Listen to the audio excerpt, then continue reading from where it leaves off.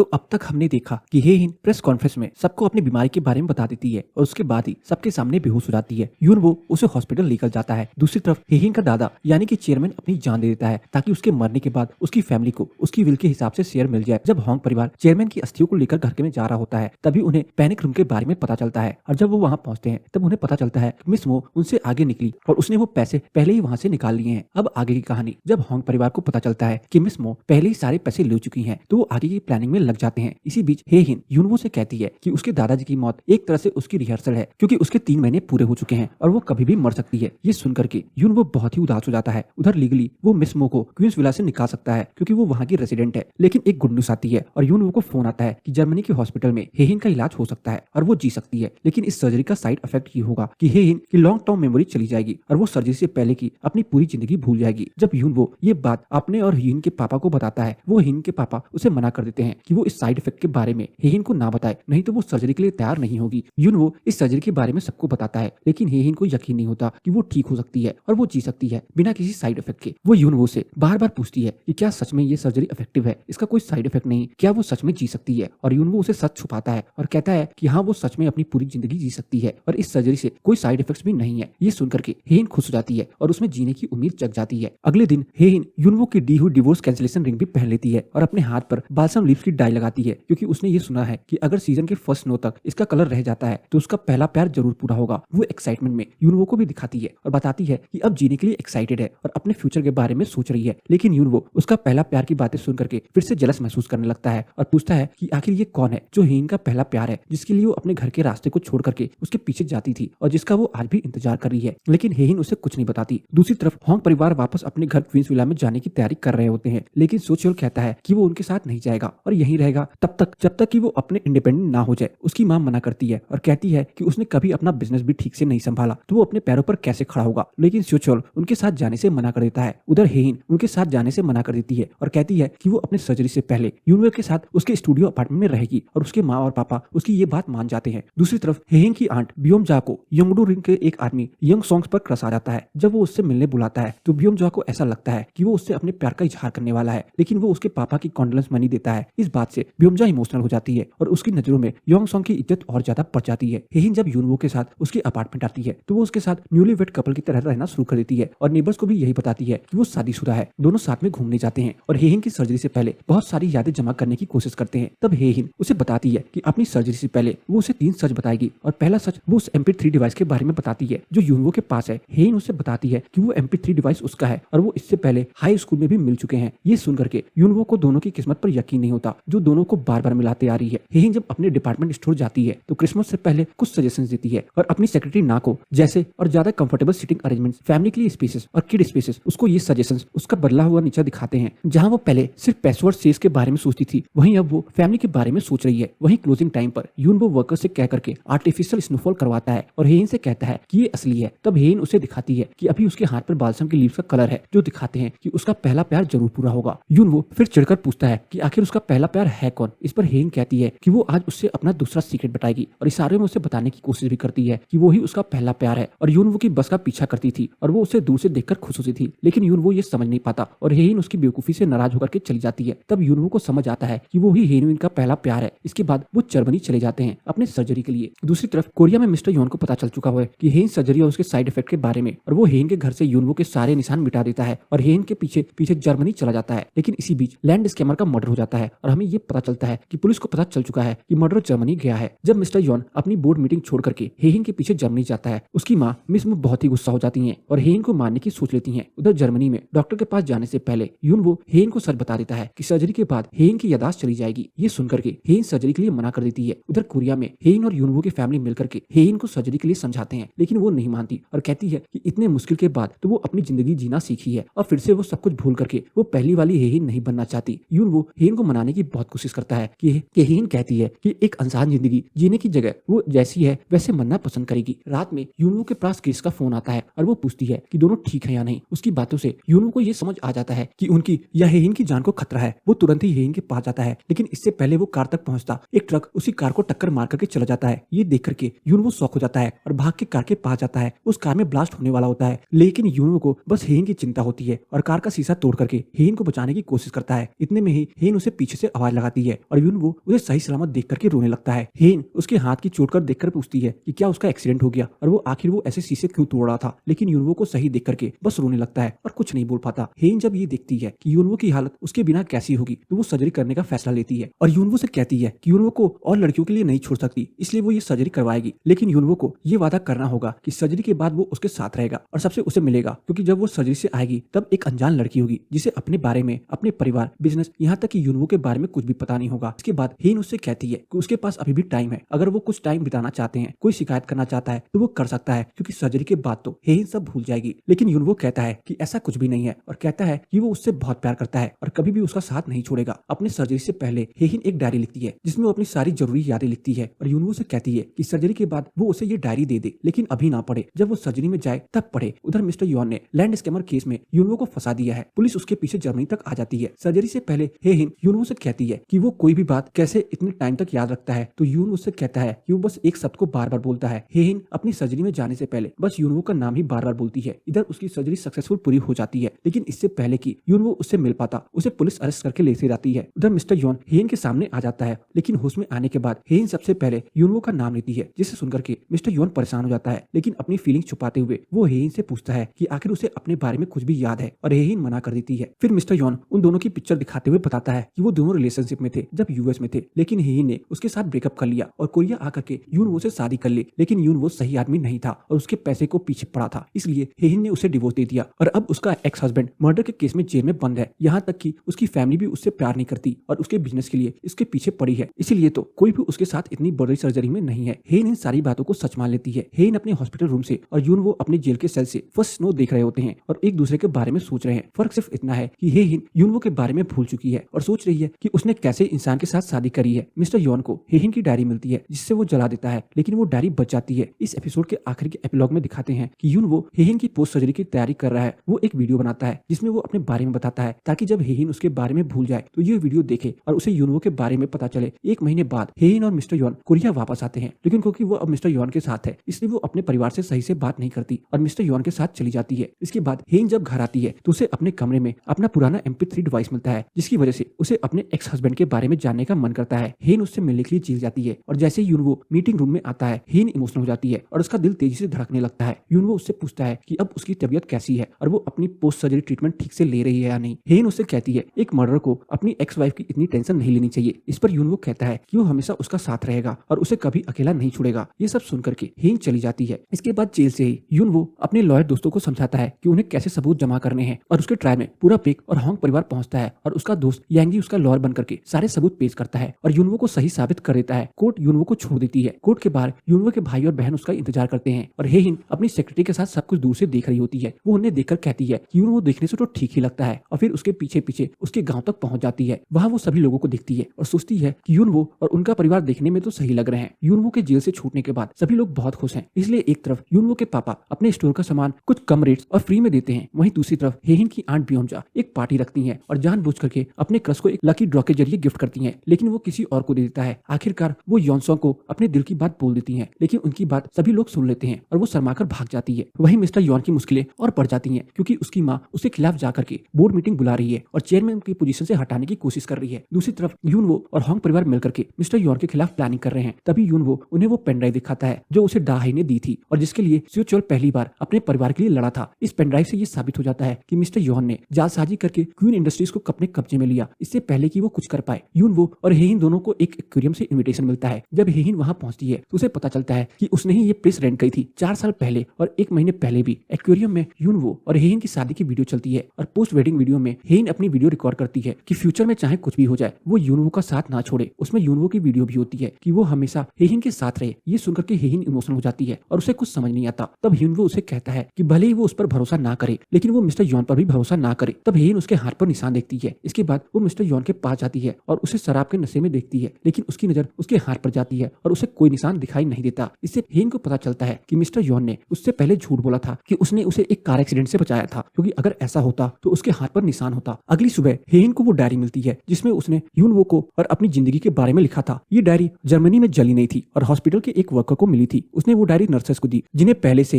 यूनवो ने डायरी मिलने पर हेइन के एड्रेस पर सेंड करने को कहा था। इससे पहले कि हेइन उस मेल को देख पाती, ग्रेस वहां आ जाती है और हेइन के करीबी होने का दिखावा करती है, लेकिन हेइन उसकी बात नहीं मानती और वहां से चली जाती है। जब वो घर आती है तब वो सुबह वाला मेल दिखती है और उसे वो डायरी मिलती है जिसमें उसने अपनी जिंदगी की सारी सच्चाई लिखी होती है। अपनी डायरी पढ़ करके उसे पता चल जाता है कि मिस्टर यॉन उससे झूठ बोल रहा है और यूनवो सही है। इसके बाद हेइन अपनी सेक्रेटरी को फोन करके यूनवो का नंबर लेती है और उसे कॉल करके मिलने बुलाती है। हेइन अपनी कार से उतर करके यूनवो की तरफ आने लगती है, लेकिन उसी टाइम ट्रैफिक सिग्नल रेड हो जाता है और वो दोनों वेट करने लग जाते हैं। पर इससे पहले कि सिग्नल ग्रीन हो, पता चलता है एक बस आती है और उसके जाते ही हेइन गायब हो जाती है। यूनवो परेशान होकर जैसे ही रोड क्रॉस करने की कोशिश करता है, एक कार से उसका एक्सीडेंट हो जाता है और यहीं पे हमारा एपिसोड खत्म हो जाता है। तो दोस्तों होता यूं है कि यूनवो और हेइन दोनों को मिस्टर यॉन देख रहा होता है और वो ही हेइन को किडनैप करवाता है। दूसरी तरफ यूनवो को हॉस्पिटल लेकर जाते हैं जहां उसके घर वाले भी आते हैं। डॉक्टर उसके परिवार को बताते हैं कि यूनवो का बड़ा एक्सीडेंट हुआ है और उसकी इंटरनल इंजरीज भी हो सकती हैं, इसलिए उन्हें उसका जल्दी ऑपरेशन करना होगा। यूनवो के माँ बाप कहते हैं कि वो ऑपरेशन से पहले यूनवो को देखना चाहते हैं, लेकिन जैसे ही वो डॉक्टर के साथ वहां जाते हैं यूनवो वहां नहीं होता। असल में यूनवो अपने दोस्त यांगजी के साथ हंटिंग ग्राउंड जा रहा है क्योंकि उसे पता है मिस्टर यॉन ने हेइन को वहीं रखा होगा, लेकिन उसकी कंडीशन बहुत खराब है और उसकी ऐसी हालत देख करके उसका दोस्त डर जाता है। तब यूनवो बोलता है कि अब तक मरा नहीं है। इस पर उसका दोस्त पूछता है कि आखिरकार क्यों वो ये सब उस लड़की के लिए कर रहा है जिसे वो याद भी नहीं। तो यूनवो जवाब देता है कि ये सब वो अपनी खुशी के लिए कर रहा है। जब दोनों हंटिंग ग्राउंड पहुंचते हैं तब उन्हें वहां बहुत ज्यादा सिक्योरिटी दिखाई देती है। यूनवो अपने दोस्त को कहता है कि जब वो उसे कॉल करे तब वो पुलिस को बुला ले और अंदर चला जाता है। वहां पहले से ही हंटिंग ग्राउंड का सिक्योरिटी गार्ड होता है जो उसे अंदर जाने में मदद करता है और बताता है कि कुछ टाइम से यहाँ बहुत हलचल हो रही है। दूसरी तरफ हेइन को होश आता है और उसे पता चलता है कि मिस्टर यॉन ने उसे किडनैप करवाया है। मिस्टर यॉन उसके पास आता है और पूछता है कि आखिर वो यूनवो से क्यों मिलने गई थी। वो हर बार ऐसा करती है, उसकी बात नहीं मानती, इसलिए उसे ये कदम उठाना पड़ा। हेइन उसे शांत करने के लिए कहती है कि उसे उसकी पुरानी डायरी मिली थी और उसमें यूनवो के बारे में जैसा मिस्टर यॉन ने बताया था उससे बिल्कुल अलग लिखा था, इसलिए वो यूनवो से मिल करके इस बारे में बात करने वाली थी। लेकिन अब उसकी कोई जरूरत नहीं है क्योंकि हैंडराइटिंग कॉपी करना कोई बड़ी बात नहीं है और हो सकता है कि यूनवो ने ऐसा करके अपने लिए अच्छी बातें उस डायरी में लिखी हों। इसके बाद मिस्टर यॉन कहता है कि वो रात में ही कोरिया छोड़ करके यूएस जा रहा है और हेइन से पूछता है कि वो उसके साथ चलेगी या नहीं। तो हेइन उसके साथ जाने के लिए हाँ कर देती है। मिस्टर यॉन कहता है कि वो वहाँ शादी कर लेंगे, उसके लिए भी हेइन हाँ कर देती है। ये सुनकर के मिस्टर यॉन शांत हो जाता है। उसी समय वहाँ मिस मू आ जाती है और मिस्टर यॉन से पूछती है कि आखिरकार ये सब क्या हो रहा है। तो मिस्टर यॉन कहता है कि वो चेयरमैन के सीक्रेट फंड्स लेकर के हेइन के साथ यूएस जा रहा है और अब से वहीं रहेगा। लेकिन उसकी माँ उसका ये प्लान पसंद नहीं आता और वो कहती है कि उसने इतनी मेहनत उसके लिए ही करी है, शुरू से उसने जो कुछ भी किया वो उसे ही चेयरमैन बनाने के लिए किया। इसके बाद एक फ्लैशबैक आता है और दिखाते हैं कि हेइन की पूरी बीच पर टाइम स्पेंड कर रही है। तभी मिस मू एक साइड से आती हैं और अपने बेटे को देखती हैं। उससे वो कुछ पैसे दे करके वहां से भेजने की कोशिश करती हैं, लेकिन वो तो बस अपनी माँ से मिलने आया होता है। इतने में बीच पे शोर सुनाई देता है और पता चलता है कि जिस बोट में हेइन और उसका भाई होता है वो खराब हो गई है और दोनों पानी में गिर गए हैं। वहीं यूनवो भी अपने मैरिन ग्रुप की ट्रेनिंग के लिए आया होता है और हेइन को बचा लेता है, लेकिन उसका भाई डूबकर मर जाता है। हेइन को लगता है कि उसके भाई ने उसे बचाया है और यही बात अपनी माँ को बताती है। उसकी माँ अपने बेटे की मौत के लिए हेइन को जिम्मेदार समझती है और उससे नफरत करने लगती है। इसके बाद जब मिस मू अपने बेटे के पास जाती है तो वो उससे बताता है कि उसने देखा कि कैसे उसने उस बोट को खराब किया था ताकि वो अपनी माँ के पास जल्दी जा सके, लेकिन फिर भी उसकी माँ उसे दूर भेज देती है। इसी बात को याद करते हुए मिस मू कहती है कि अगर उसी दिन हेइन मर जाती तो उसका प्लान बहुत पहले ही पूरा हो चुका होता और आज ये समय भी नहीं आता जब उसका बेटा उसे हेइन के लिए छोड़कर जा रहा है। ये सब हेइन सुन लेती है और हंटिंग ग्राउंड से निकलने की कोशिश करती है। बाहर ही उसे यूनवो मिल जाता है और दोनों मिलकर बाहर जाने की कोशिश करते हैं, लेकिन यूनवो की हालत ठीक नहीं है और वो हेइन को कहता है कि वो उसे छोड़कर बाहर चली जाए। बाहर उसका दोस्त है जो उसे सही सलामत उसके घर ले जाएगा और वो बाद में आ जाएगा, लेकिन हेइन उसे छोड़कर कहीं भी जाने से मना कर देती है और वो दोनों धीरे धीरे बाहर जाने लगते हैं। इतने में मिस्टर यॉन को पता चल जाता है कि यूनवो और हेइन भागने की कोशिश कर रहे हैं और वो एक गन उठा लेता है और उनके पीछे जाता है। इतने में मिस्टर यॉन उन दोनों के पास पहुंच जाता है और हेइन को अपने साथ आने को कहता है, लेकिन हेइन मना कर देती है और मिस्टर यॉन कहता है कि अगर जिंदा ना सही तो उसे मारकर अपने साथ ले जाएगा। इतने में पुलिस भी वहां पहुंच जाती है और मिस्टर यॉन से सरेंडर करने को कहती है, लेकिन वो हेइन की तरफ गोली चला देता है और उसी टाइम यूनवो हेइन को बचाने के लिए उसके आगे आता है और उसे गोली लग जाती है। इसके बाद सारे पुलिस वाले मिस्टर यॉन को शूट कर देते हैं और वो वहीं मर जाता है। ये आवाजें मिस मू भी सुनती है और पूछती है कि क्या हुआ, तो उसे पता चलता है कि बाहर फायरिंग हो रही है, लेकिन वो बिना किसी के बारे में सोचे वहां से चली जाती है। दूसरी तरफ हेइन यूनवो के साथ हॉस्पिटल जाती है और उससे कहती है कि वो मर नहीं सकता, उसे ठीक होना है। हॉस्पिटल में होंग और बेक परिवार भी पहुंच जाते हैं। यूनवो का ऑपरेशन होता है और डॉक्टर सबको बताते हैं कि अब यूनवो खतरे से बाहर है, बस उसके होश में आने के बाद वो कुछ कह पाएगा। हेइन यूनवो के पास जाती है और जब तक उसे होश नहीं आता तब तक वहीं बैठी रहती है, ना ही कुछ खाती है ना ही आराम करती है। ऐसे ही 2 दिन हो जाते हैं। तब हेइन यूनवो से कहती है कि उसने अब तक कुछ नहीं खाया और आराम भी नहीं किया, वो अभी भी पोस्ट सर्जरी ट्रीटमेंट ले रही है और उसके लिए ये सब ठीक नहीं है और अब तो उसे चक्कर भी आ रहे हैं। इसी टाइम यूनवो को होश आ जाता है और वो हेइन से कहता है कि वो ठीक है और वो अपना ध्यान रखे। परिवार के सारे लोग उससे मिलते हैं। यूनवो जब तक हॉस्पिटल में रहता है तब तक हेइन भी उसके साथ रहती है और उससे पूछती है कि आखिरकार उसके अंदर वो सारी क्वालिटीज कैसे हो सकती हैं जो उसे पसंद है। उनकी हंसी के बीच बेक परिवार नहीं आता और उन्हें अकेले टाइम स्पेंड करने देता देता है।